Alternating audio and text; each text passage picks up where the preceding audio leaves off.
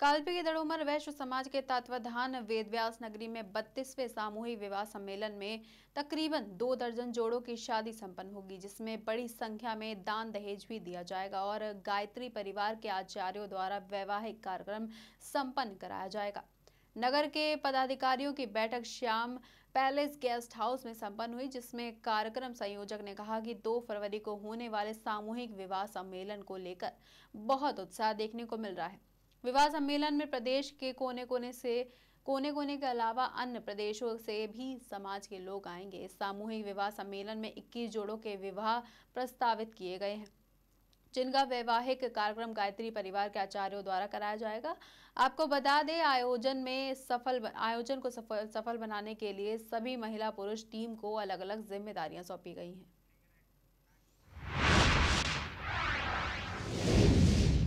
खबर मध्य प्रदेश के बालाघाट से है, जहां वित्त मंत्री निर्मला सीतारमण ने देश का आम बजट 2025 पेश किया। इसी बजट को लेकर भाजपा और कांग्रेस के पदाधिकारियों की प्रतिक्रिया सामने आई है, जहां कांग्रेस इस बजट को राजनीतिक स्वार्थ से प्रेरित बताया और केंद्र सरकार पर भी निशाना साधा। वहीं भाजपा पदाधिकारी इस बजट को हर वर्ग का बजट और ऐसा बजट आना देश के हित में बता रहे हैं।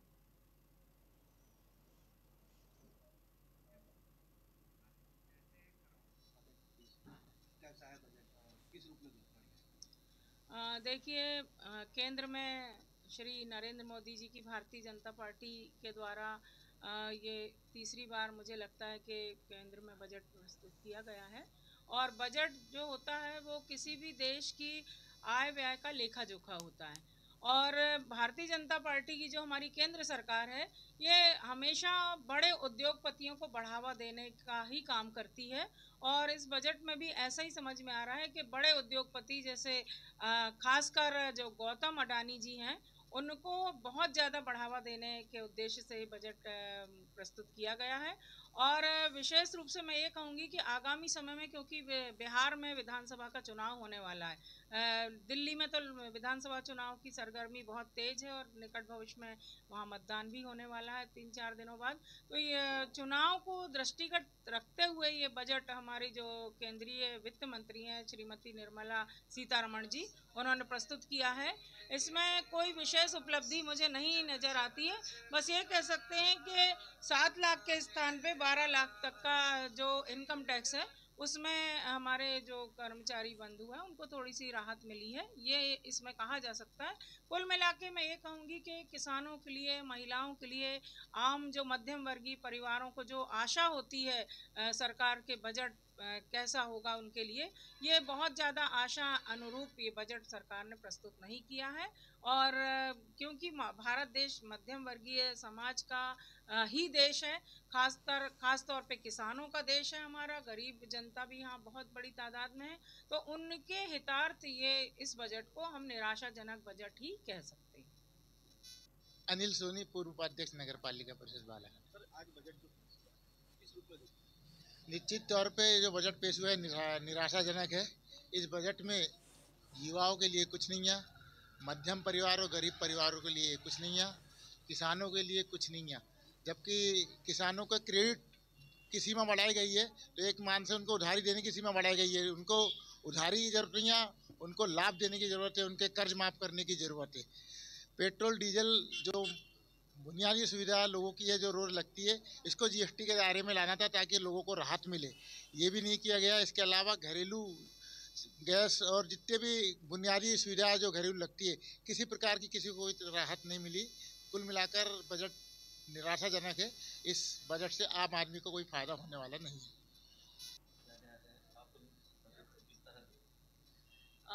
केंद्रीय बजट जो आज प्रस्तुत हुआ है, मैं हृदय से उसकी सराहना करती हूँ और बहुत ही सराहनीय कदम है और एक भारत को सशक्त बनाने के लिए एक बहुत ही ठोस कदम उठाया गया है। आने वाले समय में कैसे भारत की अर्थव्यवस्था मजबूत हो और विश्व गुरु के पद तक कैसे भारत पहुंचा जाए, इस दिशा में पहल की गई है। जहां मध्यम वर्गीय लोगों के लिए एक अच्छी खबर है कि 12 लाख तक की इनकम वालों पे कोई टैक्स नहीं लगेगा, दूसरी चीज़ विद्यार्थियों के लिए एक अच्छी खबर है जो मेडिकल के क्षेत्र में एजुकेशन पाना चाहते हैं। 75,000 सीटें उनकी बढ़ाई गई हैं और मेडिकल कॉलेज में 10,000 सीटें बढ़ाई गई हैं। और जो नल जल योजना को अब बढ़ाकर 2028 तक ले जाया जाएगा, ये एक बहुत अच्छी एक पहल है, एक अच्छी खबर है। और मेरा मानना ये है कि महिलाओं को भी सशक्त बनाने के लिए, किसानों को मजबूती प्रदान करने के लिए एक आम जनता तक कैसे पहुंचा जाए और कैसे उनके जीवन स्तर में सुधार लाया जाए, इन सब बातों को दृष्टिगत रखते हुए यह बजट पेश किया गया है। और हृदय से मैं ही नहीं, हर भारतवासी को इसकी सराहना करनी चाहिए। और बहुत बहुत धन्यवाद देती हूँ मैं अपनी केंद्र सरकार को कि उनकी दृष्टिकोण के अनुरूप ये सब काम सार्थक हो पाए, जो वो अंतिम छोर तक की व्यक्ति की चिंता करके और ऐसे सराहनीय कार्य करते हैं। केंद्र का बजट कैसा है? बजट तो बहुत अच्छा है। नहीं, क्या क्या सामान मेरे ख्याल में तो कई सालों के बाद कोई ऐसा बजट आया है।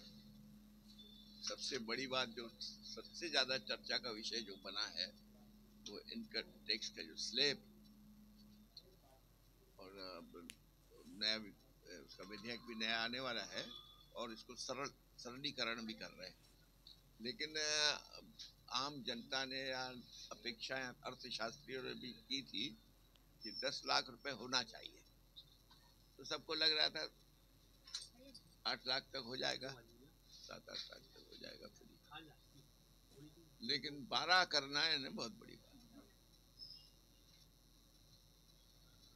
तो मैं तो समझता हूँ कि मोदी जी ने जो एक मध्यम वर्ग के लोगों की चिंता इतनी ढंग से किया है, क्योंकि मध्यम वर्ग भारतीय जनता पार्टी का बेस वोट है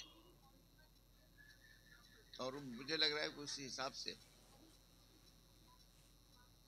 और मध्यम वर्ग के बारे में कहा भी जाता था कि मध्यम वर्ग ही भारतीय जनता पार्टी को उठाता है, लेकिन मध्यम वर्ग के लिए कई सालों से कहा जाता है कुछ किया नहीं जाता। लेकिन इस बार बोलते हैं ना, छप्पर फाड़ करके हुआ है और सभी वेतनभोगियों में और व्यापारियों में इस बात की बहुत खुशी है और सबको कुछ न कुछ, हर स्टेज के